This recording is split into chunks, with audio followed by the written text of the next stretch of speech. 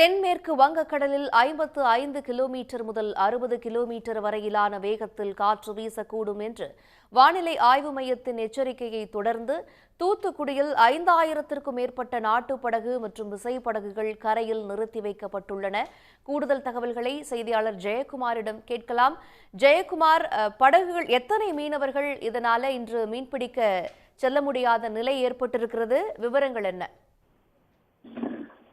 சென்னை வானிலை ஆய்வு மையமானது தென்மேற்கு வங்கக்கடல் பகுதி மற்றும் இலங்கை அதனை ஒட்டியுள்ள கடல் பகுதி, மன்னார் வளைகுடா கடல் பகுதி, குமரி கடல் பகுதி ஆகிய கடல் பகுதிகளில் வந்து சுழல் காற்றானது 45 கிலோமீட்டர் முதல் 60 கிலோமீட்டர் வரை வீசக்கூடும் என்பதாலும் கடல் பகுதியில் வந்து கனமழை பெய்யக்கூடும் என்ற முன்னெச்சரிக்கை காரணமாகவும் மீனவர்கள் வந்து கடலுக்கு செல்ல வேண்டாம் என மீன்வளத்துறை வந்து உத்தரவிட்டுள்ளது.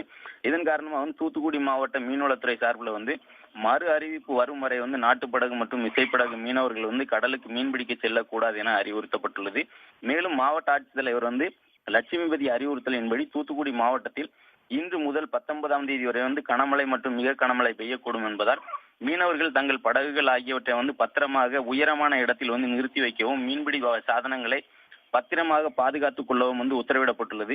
எனவே மீனவர்கள் வந்து தங்கள் படகுகள் மற்றும் மீன்பிடி உபகரணங்களை பாதுகாப்பாக வைக்க மீன்வளத்துறை அறிவுறுத்தியுள்ளது. இதன் காரணமாக தூத்துக்குடி மாவட்டத்தில் வேம்பார் முதல் பெரிய தலை வரை சுமார் 20 கிராமங்களைச் சேர்ந்த மீனவர்கள் வந்து கடலுக்கு இன்று வந்து செல்லவில்லை.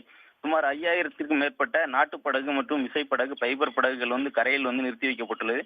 இதனால் வந்து 10,000த்திற்கும் மேற்பட்ட மீனவர்கள் வந்து தற்போது வந்து இன்று வந்து வேலையில் வந்து உள்ளனர். மேலும் வந்து ஆழ்கடலில் மீன்பிடிப்பில் ஈடுபட்டுள்ள மீனவர்கள் பத்திரமாக கரை திரும்பவும் வந்து வானிலை ஆய்வு மையத்தோட எச்சரிக்கையை தொடர்ந்து மீன்வளத்துறையும் மீனவர்களுக்கு வந்து உத்தரவிட்டுள்ளது. நன்றி ஜெயக்குமார், தகவல்களை வழங்கியமைக்கு. உடனுக்குடன் செய்திகளை தெரிந்து கொள்ள சன் நியூஸ் பெல் ஐகானை கிளிக் பண்ணுங்க.